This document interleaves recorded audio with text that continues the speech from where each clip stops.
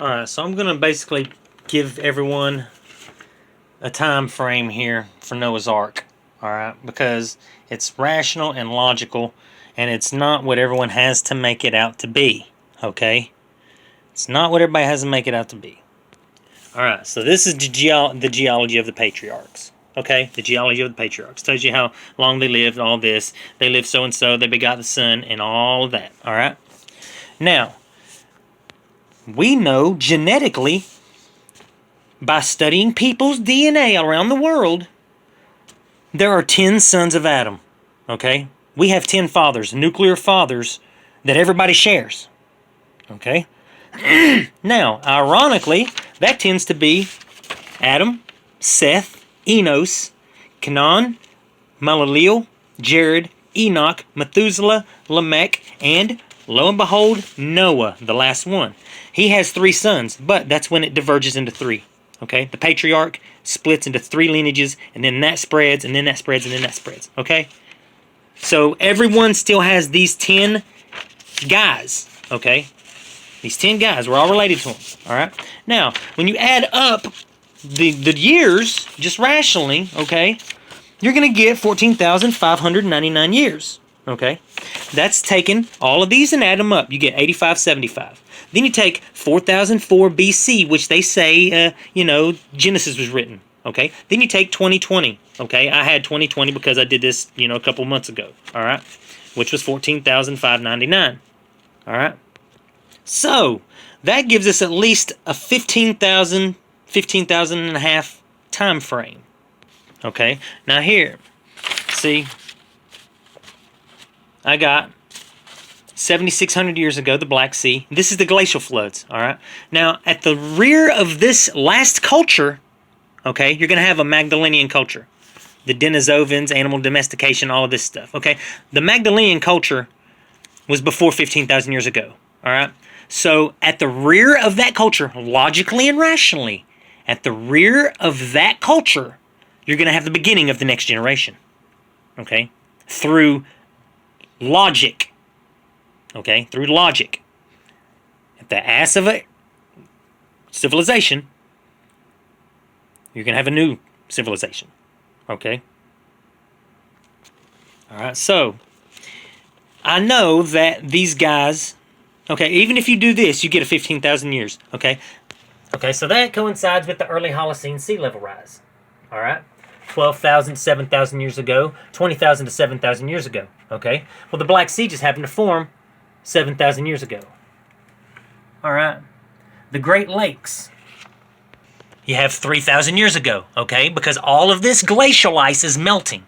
Okay? And I'm going to show you on Google Earth how this makes sense. Because the further out on the planet you go, the further back in time you're looking. Okay? So you can see the erosion from the water. You can see how it frostbit the earth, and it does just what everything that ice does. From what we've observed, we can see it on Google Earth. Alright, so I happen to know that everybody had a son in the middle of their life somewhere before they died. Okay? And that means the son lived parallel to the father's life toward his end. Okay? So you can't add every one of these dates back to back. Okay? First you have to have them added back to back. Then you have to remove how old they were. Okay? When they had their son. And then you go from there. Okay? And this gives you 13,030.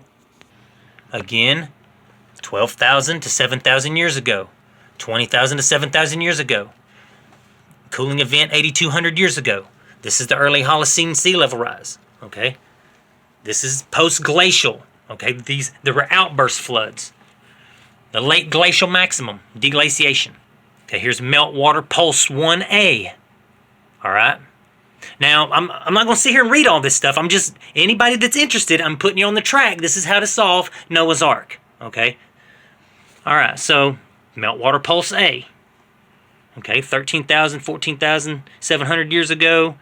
The sea level rose 16 meters, 52 feet. I mean, the water, I'm going to explain how gigantism started, adaptations, basically, people got smaller over time because they had to move upland. they had to keep moving in higher altitudes, because the water, and you can see it on Google Earth. Okay, I'll show you that in a minute too.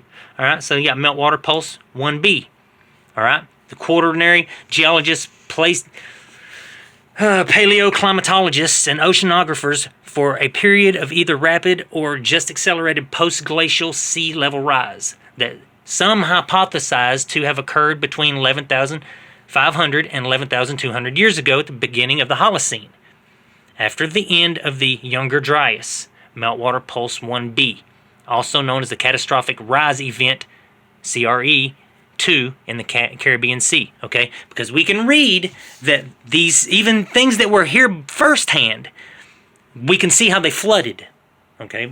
We can observe this through the geology. There was a flood, okay? And that's what this crisis is. That was the second rise of the Caribbean Sea, or Caribbean, or however you want to look at it, you know? Meltwater pulse 1C, between 7,000 the course, yeah, that's okay. That's 12,000, 7,000 years ago. Oh, let's see.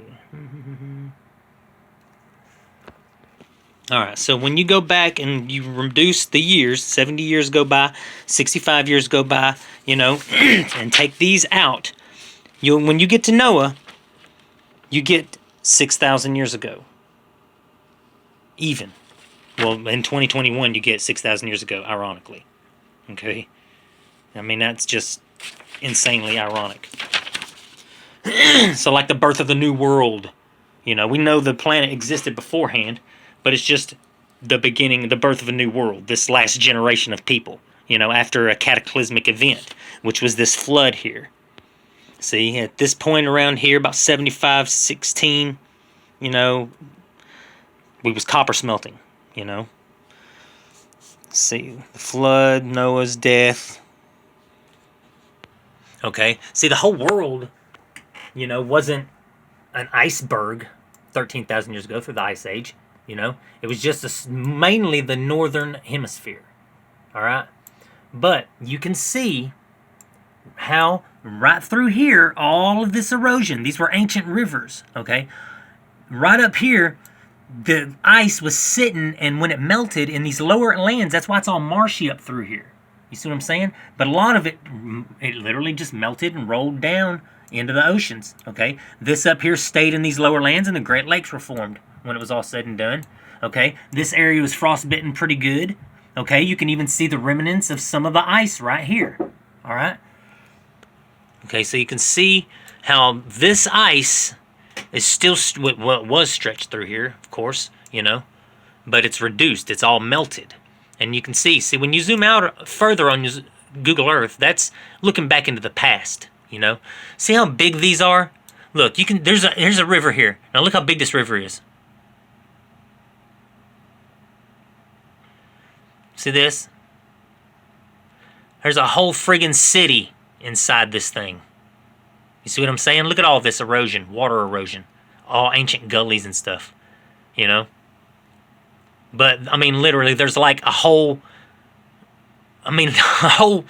several cities, you know, inside it. You see what I'm saying?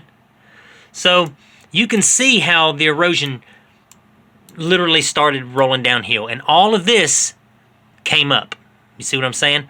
It used to be I guarantee this was way lower land, okay? It was way lower, okay? And if you're living at a lower land, I'd say the atmospheric pressures are a little different too. So say you're about 10, 12 feet tall, okay, and you live a lot longer. As you move up, because waters melt over time, over thousands of years, this is over at least about a 13,000 year period, where men become about half the size we used to be. Okay, this is an adaptation. Okay, the higher we move upland, we're Highlanders, you know, and eventually, after all, we'll be only one. There'll be the arena at the top, you know, everybody fighting to be the one on the land, but no. But anyway, I'm just throwing it out there, you know, it's kind of funny. Pretty much, the size reduces and the lifespan shortens, okay, as we move into higher altitudes because of flooding. Okay, that's why they find pyramids like out here hundreds of feet under the water, you know. I mean, Yonaguni, you know, for example. They found some Cuban pyramids, you know. I mean, they lived a lot. I mean, hell, look at the size of them. you know? So it's obvious that to me, that gigantism did exist. I mean, there were giants on the earth, because we even see this in, when the axolotl, for example, okay? And piranha, okay? We can produce gigantism, So we know it exists. We just don't understand it fully. And I'm just trying to throw out a theory that I've been working on, that sounds pretty damn plausible to me, And it helps us understand something that we're not looking at in a fundamental way. We keep throwing all these stupid opinions in there. Look, okay, Noah, all right. He doesn't have to hear some kind of voice say, I need you to build an ark, Noah. There's going to be a flood. You're going to get washed away. You need to get all the animals and put them in an ark. No, I don't think so. I think the dude was like, hey, I see a lot of sea level rising. I see some bad weather. I've seen some floods coming. I think there's something bad going to happen. Just from the powers of observation. Just looking at it from a rational point of view. Because anybody could go outside, observe the weather, and say, man, this is going to be a nice day, or this is going to be a pretty shitty day. Obviously. So I think when it says God told him, it's not saying like something audibly told him. It's just saying fundamentally that something told him, the world told him, the powers of observation told him that he needs to build something and get as many animals as he possibly can on it. And I think that's just mainly the larger animals. Okay? The larger animals. And a lot of smaller animals. Alright, I think we've domesticated several of them too. Okay? Like a goat. We domesticate those over time, they become like a sheep. And the bison. Over time, we domesticate them and they become cattle. You see what I'm saying? Take a tiger or a larger cat. A mountain lion, for instance. And over time, you domesticate that, you get like the bobcat. Over the time you domesticate that more, you get the common cat. You see what I'm saying? So just adaptations. We've even done this with the dog. Okay, we know we've done this with the dog. All right? Domesticating wolves over time, over thousands of years. We've done it with other animals. I think Puma Punku, or I don't know if it's that one. It's one of the places, but it's got cougars all over the place. I think that was a domestication farm where they domesticated cougars into cats over large periods. They probably had things that they used them for. Hell, they could have ate them for all I know, But I think there were domestication farms where they used them for something. Whether it was hunting or training or, put them in a circus, who knows? They probably had circuses thousands of years ago. I'm just saying, nothing's really, our idea, a zoo. Hell, Noah's Ark was like a zoo pretty much. Just the concept of it seems possible to me. A big-ass boat with a damn zoo on it.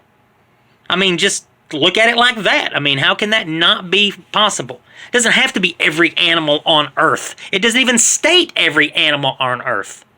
So I'd say the largest animals, the easier ones to catch, and maybe a few tree rats here and there, I don't know, I'm just saying that higher altitudes, all the stuff in most higher altitudes around the world, there were still animals that survived. Down here didn't really get touched that bad at all, You can see because it's way more lush. See, you can tell when water, or even frostbite, even the planet gets frostbitten, okay? And the last frostbite is pretty obvious. I guarantee this glacier literally stretched all the way down here, all the way down the west coast to about right here, okay? And then it stretched over all up here, okay? And this area down here only got the residual flooding area, the flood part of it. So that means that like bison and stuff like that could have still lived in this area and around these areas down here. You see what I'm saying? A lot of them would have probably got drowned too, but I'm sure some of them would have survived. Just rationally. So the early Holocene sea level rise was the flood, Noah's Ark.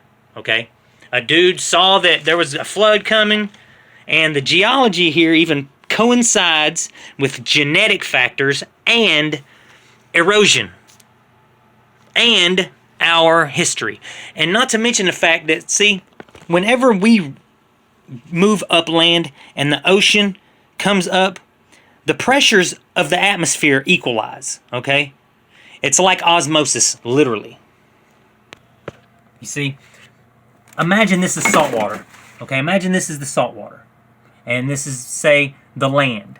Eventually, over time, as we move up, it's going to equalize. The atmosphere, see how the atmosphere right here is obviously unequal, all right? As it moves up, as the water moves up, the atmosphere equalizes, okay? And it does this slowly, very slowly, over a long period of time. Over at least a 20 to 15,000 year period of time, okay? So this is how to solve Noah's Ark. And ironically, I mean, look, you get Noah right there at 6,000. When you go all the way back, look, Noah's sons, you reduce all of this, and then you get back to Noah. Noah and Lamech, see, they didn't die. Okay, Lamech wasn't dead. He got on the ark with Noah, so you don't remove him.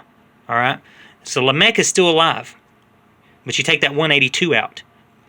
All right, and then when at 5,500 years ago, Noah's sons were born, and around 5,400 years ago, they had to build, or well, at least get on a boat, a big zoo, and wait out a bunch of water. Okay.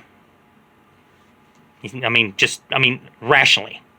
From this obvious science that we've overlooked, apparently.